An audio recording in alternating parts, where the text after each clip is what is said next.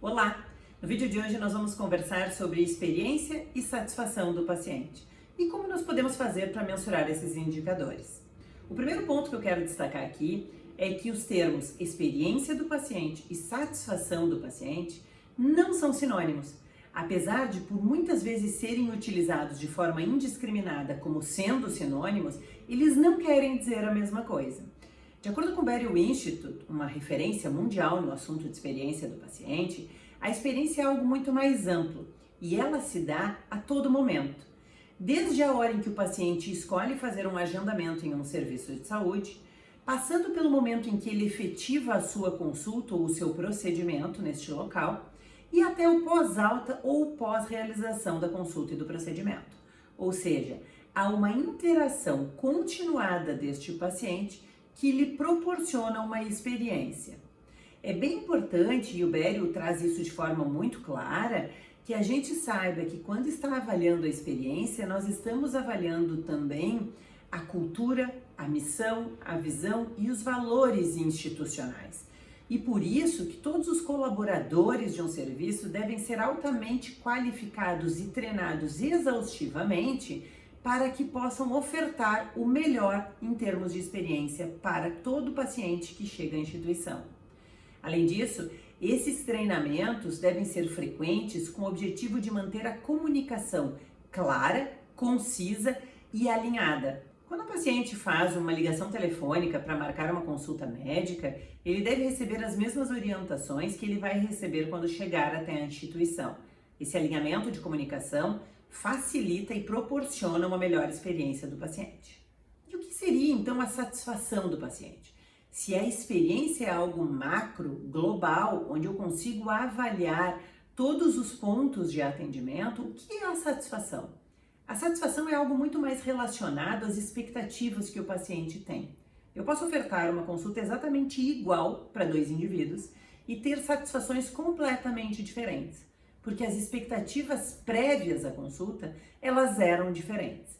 Então a satisfação, ela nos diz muito pouco sobre os processos institucionais, ela nos fala muito mais de como o paciente se sentiu naquele momento. Há alguns autores que dizem, inclusive, que a satisfação se refere quase que exclusivamente à relação médico-paciente estabelecida na consulta. Portanto, nós temos que ter claro se queremos mensurar a experiência ou a satisfação do paciente. Na maioria das vezes, o objetivo é realmente a mensuração da experiência, porque sobre a mensuração da experiência nós conseguimos agir. Sobre a satisfação, pouco temos a fazer, uma vez que ela considera muito a expectativa.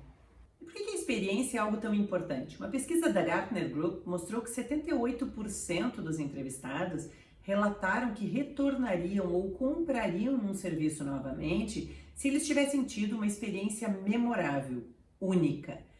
Vejam, eu vou deixar aqui para vocês o link de um vídeo que eu gravei sobre a experiência do paciente, onde eu conto o case da Disney. E por que o case da Disney?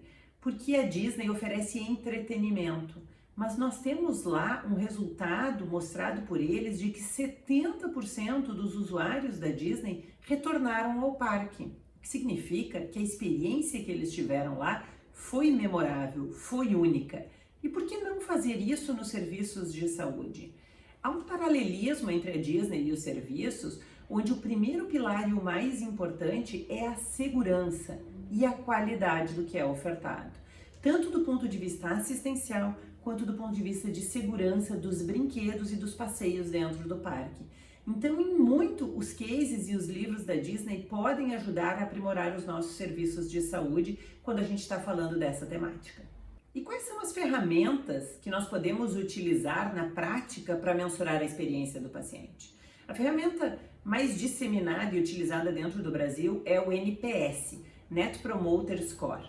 Publicado no ano de 2003 na Harvard Business, eles mostram que essa é uma metodologia simples, fácil e com poucas questões que pode ser amplamente empregada e que permite a comparabilidade entre os serviços. Vocês já devem ter visto essa pesquisa sendo empregada aí, tanto dentro do Uber, quanto em lojas, restaurantes, sites, e-commerce, enfim. Por quê? Porque é uma pesquisa que tem uma pergunta-chave.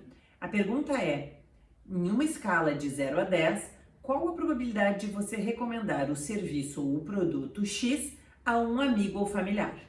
A partir desta pergunta, eles consideram a nota máxima de 10, a nota mínima de 0 e fazem uma escala, onde de 0 a 6 são os detratores, os indivíduos que derem nota 7 e 8 são os passíveis, e aqueles que pontuam na escala com notas 9 e 10 são os promotores, os altamente vinculados ao serviço. Para fazer o cálculo, há uma subtração do número dos promotores dos detratores. Os passíveis são descartados nessa análise. E aí a gente tem o valor do Net Promoter Score. Um serviço de saúde pode ter um NPS muito bom ao redor de 80, por exemplo. Quando a gente analisa cartões de crédito, o melhor cartão de crédito, que é o American Express no NPS, ele tem uma pontuação de 62. No e-commerce, também temos pontuações em torno de 60, 70. E da mesma forma nos programas de entretenimento, Netflix e outros. Então, a gente não tem grandes marcas com valores de NPS próximos a 100, como a gente imagina quando faz essa conta. Por quê? Porque existem sim aquele grande grupo, a massa que fica nos passíveis. Uma outra alternativa, uma outra ferramenta que vem sendo disponibilizada é o NPS-S, o que significa Net Promoter Score Safety. Essa ferramenta ela foi desenvolvida pelo pessoal da Safety for Me. E aqui eu até parabenizo o Dr. Salvador Gulo, que é a pessoa que deu origem a isso e que estudou essa metodologia. E por que, gente, que essa é uma ferramenta que está sendo empregada para avaliar a satisfação? Porque ela linka as perguntas do NPS à qualidade assistencial. As metas de acreditação e de qualidade são aferidas através da percepção do usuário. Então vejam que bacana, a gente começa a ver a percepção do usuário em relação à segurança do cuidado que ele recebeu. Ele fez um estudo que já tem um relatório publicado, bem interessante, com vários hospitais do Brasil, onde ele demonstra ainda resultados aquém do esperados. Ou seja, o paciente ainda não percebe a segurança quando ele está utilizando um serviço de saúde, da mesma forma como nós, profissionais da área da saúde, por vezes percebemos.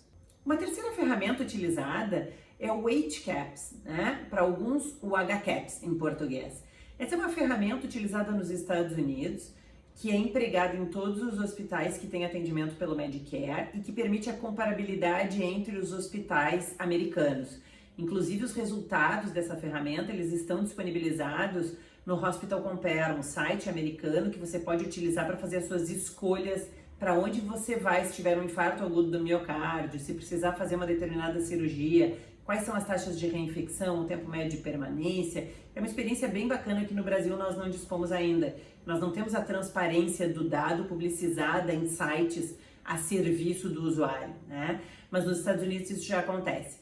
Então, o HCAHPS é uma ferramenta que é enviada por e-mail no pós-alta para os pacientes.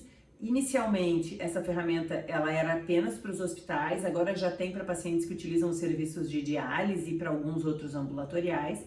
Ela tem que ser respondida única e exclusivamente pelo paciente, não pode ser respondida pelo acompanhante ou pelo cuidador. E ela tem 5 domínios.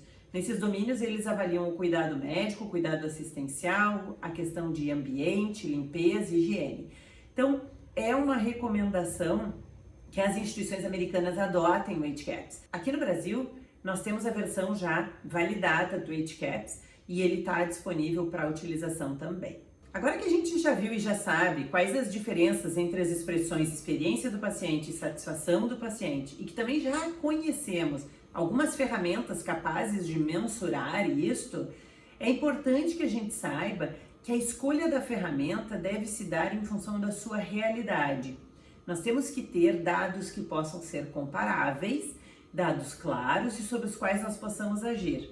Então, de nada adianta mensurarmos a experiência se não formos criar planos de ação para corrigir possíveis falhas e erros. Fica aqui uma dica de que para todo resultado obtido em uma pesquisa, a gente tenha um plano de ação, de melhoria ou de continuidade do cuidado que já está sendo prestado em condições boas ou excelentes.